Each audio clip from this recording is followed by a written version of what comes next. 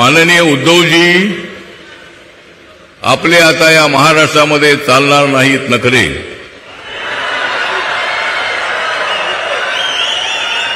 उद्धवजी आता या महाराष्ट्रामध्ये तुमचे चालणार नाहीत नखरे, कारण आमच्या सोबत आलेले आहेत राज ठाकरे।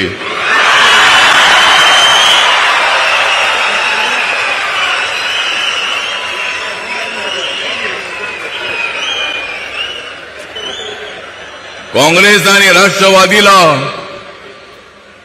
आयुष्यभर विरोध करत आले आदरणीय बाळासाहेब ठाकरे। काँग्रेस राष्ट्रवादीचा आयुष्यभर विरोध करत आले बाळासाहेब ठाकरे। मग तुम्ही त्यांच्याकडे का गेलात उद्धव ठाकरे?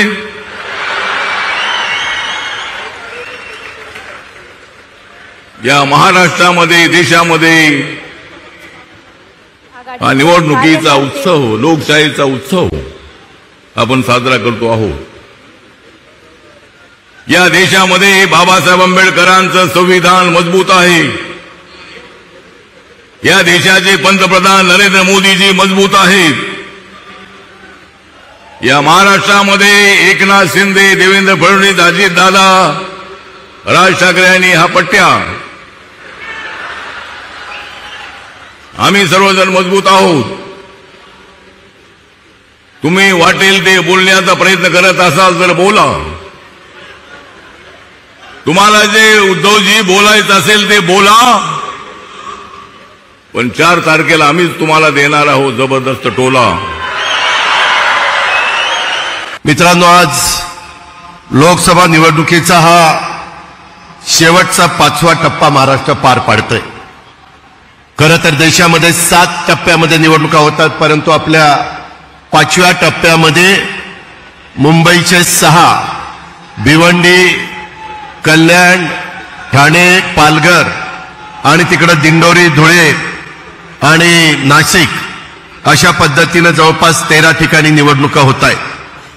13च्या 13 ठिकाणी महायुतीचे उमेदवार धनुष्यबाण आणि कमळ या दोन्हीपैकी एक चिन्ह घेऊन उभे आहेत। माझी सुरुवातीलाच मुंबईकरांना, तमाम माझ्या बंधू भगिनींना विनंती आहे की आपण उद्याच्या 20 तारखेला ज्यावेळेस मतदानाला जाल त्यावेळेस तुमच्या पुढे जी मशीन असेल तिथं महायुतीच्या उमेदवाराचं नाव असेल आणि त्याच्या पुढे धनुष्यबाण तरी असेल किंवा कमळ तरी असेल, तेवढं समोरचं बटन दाबायचं काम आपण सगळ्यांनी करावं, अशा प्रकारचे मी आपल्याला सगळ्यांना मनापासून विनंती करतो। मित्रांनो, शिवाजी पार्क हे एक ऐतिहासिक मैदान आहे। या मैदानाच्या साक्षीनं पंतप्रधान नरेंद्र मोदी यांच्या नेतृत्वात महाराष्ट्र देशाच्या प्रगतीत एक नवं पर्व या ठिकाणी सुरू करतोय। पंतप्रधान नरेंद्र मोदी साहेबांच्या माध्यमातून सर्वसमावेशक असं नेतृत्व आज देशाला मिळालेलं आहे। मागच्या 10 वर्षाच्या काळामध्ये ज्या पद्धतीनं पंतप्रधानांनी देशाला पुढे घेऊन जाण्याचं काम केलं, ते निश्चितपणे ते काम गौरवास्पद अशा प्रकारचं काम आहे। मोदी साहेबांचं कणखर नेतृत्वच पुढच्या काळात देखील तुमच्या माझ्या भारत देशाला प्रगतीच्या शिखरावर घेऊन जाणार आहे, आणि हा निर्धार इथल्या सर्वसामान्य जनतेने केला आहे। आणि म्हणूनच त्यांना 3ऱ्यांदा आपल्या देशाचं पंतप्रधान करण्याचा संकल्प आपण सर्वांनी करायचा आहे। आपण बघा, या ठिकाणी वंदनीय बाळासाहेब ठाकरेंची सभा व्हायची, त्यावेळी काय शब्द असायचे? शिवशाहीचा भगवा झेंडा, देशाला हिंदुस्थान म्हणा, कडवट हिंदू यांनी वाट लावली। त्या ठिकाणी काँग्रेसवाले ठोले, शिवरायांचे मावळे, आदर्श असे अनेक शब्द आम्हाला ऐकायला मिळायचे। आता आम्हाला काय ऐकायला मिळतं? उद्धव ठाकरेंच्या भाषणांमध्ये अर्धवटराव, गजनी, कडेवर, हिणकस, बाप चोरला, पक्ष चोरला, चिन्ह चोरलं, हिंदुत्व वेगळं, काँग्रेसला मत देणार, घरी बसून काम करणार, माझं कुटुंब माझी जबाबदारी, याच्या पलीकडे आज आपल्याला काही ऐकायला येत नाही। पण बंधू भगिनींनो, आपण पाहू शकतो माननीय मोदीजींच्या नेतृत्वात जी महायुती या ठिकाणी तयार झाली आहे, या मुंबईमध्ये या महाराष्ट्रामध्ये गेल्या 10 वर्षामध्ये जे परिवर्तन आपण बघितलं ते परिवर्तन आम्ही या ठिकाणी सांगतो. मुंबईचा बदललेला चेहरा आम्ही सांगतो. मुंबईचा अटल सेतू आम्ही सांगतो. मुंबईचा कोस्टल रोड आम्ही सांगतो. मुंबईची मेट्रो आम्ही सांगतो. मुंबईची एसटीपी आम्ही सांगतो. मुंबईच्या झोपडपट्टीवासियांना मिळणारं घर आम्ही सांगतो. धारावीचं रिडेव्हलपमेंट आम्ही सांगतो.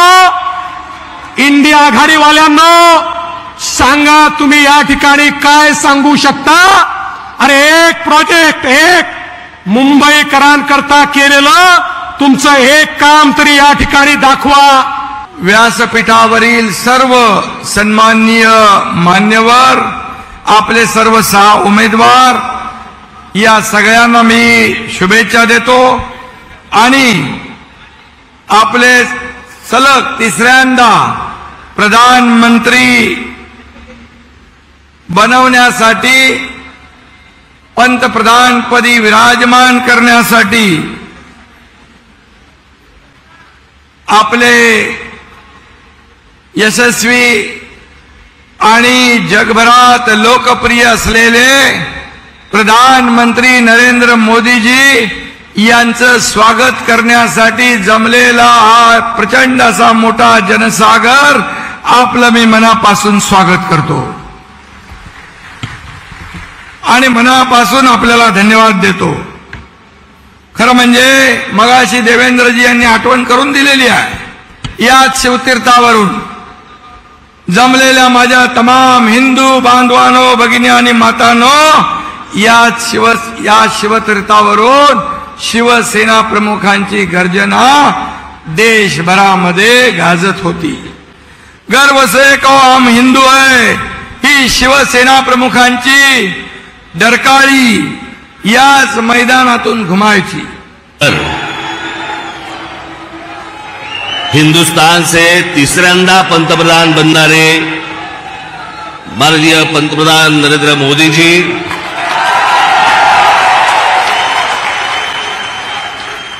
सन्माननीय व्यासपीठ आणि माझ्या जमलेल्या तमाम हिंदू बांधवांनो, भगिनींनो आणि मातांनो,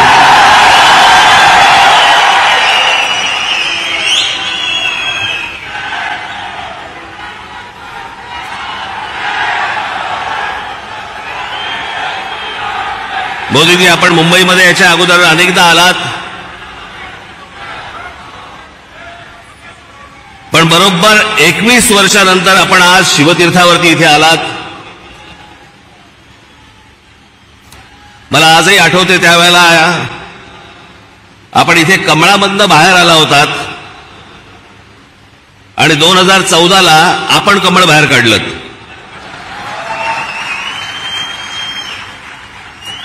मी आज फार वेळ काही भाषण करणार नाही. आपल्याला सगळ्यांना मोदीजींचं भाषण ऐकायचंय.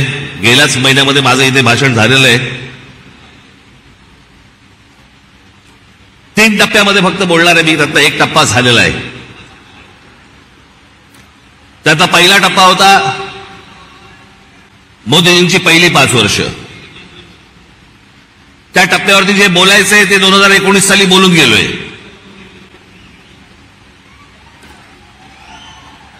ओरली आता गेली 5 वर्ष. मला असं वाटतं आता देवेंद्रजी, मुख्यमंत्री अजितदादा, इतर सर्वांनी, उद्धव ठाकरे, शरद पवार आणि इतर सर्व माणसांवरती वेळ घालवला. मला असं वाटतं त्यांच्यावरती बोलायची गरज नाही. जे सत्यताच येणार नाहीये त्यांच्याबद्दल आपण का बोलतो. साथियों, मुंबई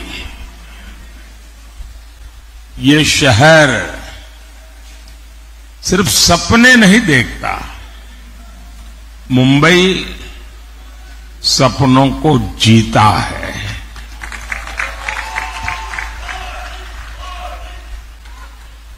कुछ कर गुजरने का संकल्प लेकर चलने वालों को मुंबई ने कभी निराश नहीं किया है. इस ड्रीम सिटी में मैं आपसे 2047 के ड्रीम टीम को लेकर के आया हूं।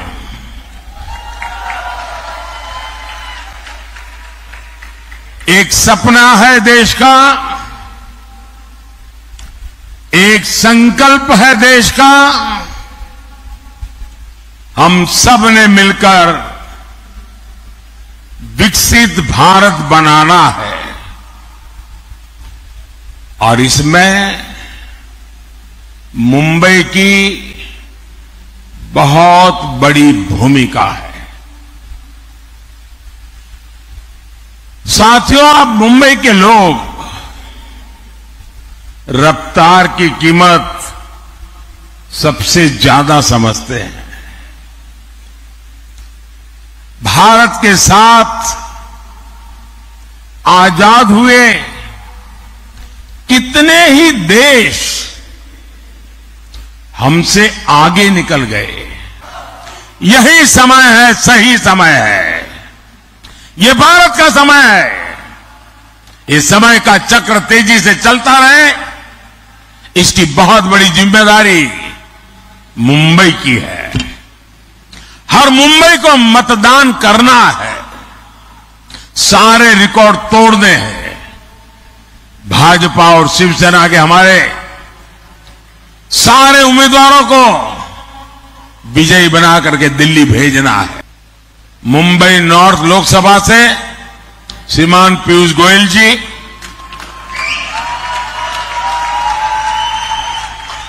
मुंबई नॉर्थ वेस्ट लोकसभा से रविंद्र वायकर जी, मुंबई नॉर्थ ईस्ट लोकसभा से मिहिर कोटेचा जी, मुंबई नॉर्थ सेंट्रल से उज्जवल निगम जी, मुंबई साउथ सेंट्रल से राहुल सोयवाले जी, मुंबई साउथ लोकसभा से श्रीमती यामिनी यादव जी। इन सभी के पक्ष में 20 मई को ज्यादा से ज्यादा मतदान करना है और जब आपको वोट देंगे ना आप इनको, वो वोट सीधा का सीधा मोदी के खाते में जाएगा।